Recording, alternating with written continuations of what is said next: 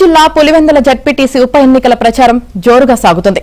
TDP, YCP పార్టీలు ఈ ఎన్నికలను ప్రతిష్టాత్మకంగా తీసుకుని ప్రచారం సాగిస్తున్నాయి. దీంతో అసెంబ్లీ ఎన్నికల ప్రచారాన్ని తలదన్నేలా హోరాహోరీగా సాగుతుంది.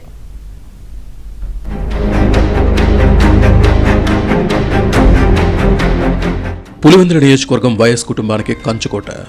50 ఏళ్ల నుంచి రాజకీయంగా వారికి అండగా ఉంటుంది. కానీ ప్రస్తుతం సీన్ మారింది. వైఎస్ ఓటు బ్యాంకును టీడీపీ చాలా వరకు కొల్లగొట్టింది. దీంతో గత ఎన్నికల్లో సొంత నియోజకవర్గం పులివెందుల్లో జగన్ రెడ్డికి మెజార్టీ తగ్గడమే ఇందుకు నిదర్శనం. చాలా వరకు పులివెందుల ప్రజల్లో మార్పు వచ్చిందని చెప్పొచ్చు.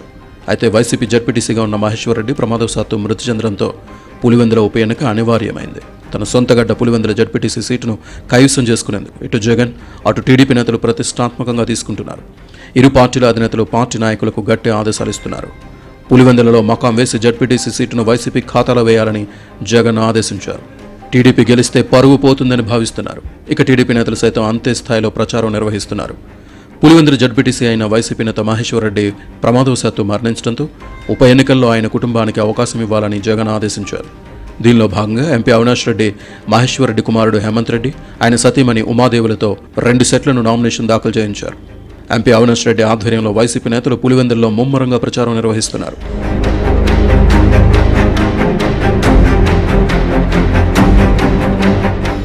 ఇక పులివెందుల జడ్పీటీసీ ఉప ఎన్నికల్లో టీడీపీ ఇన్ఛార్జ్ బీటెక్ రవి సతీమణి లతారెడ్డిని రంగంలోకి దింపారు. పార్టీ అధినేత చంద్రబాబు ఆదేశాలతో బీటెక్ రవి సతీమణి పోటీకి సిద్ధమయ్యారు.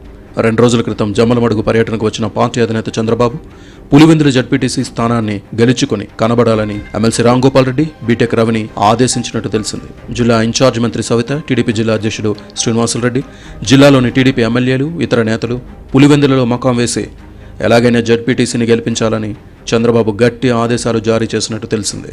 ఇటు టీడీపీ నేతలు అటు వైసీపీ నాయకులు కలిసి పులివెందుల జడ్పీటీసీ ఉప ఎన్నికల ప్రచారం పోటాపోటీగా నిర్వహిస్తున్నారు.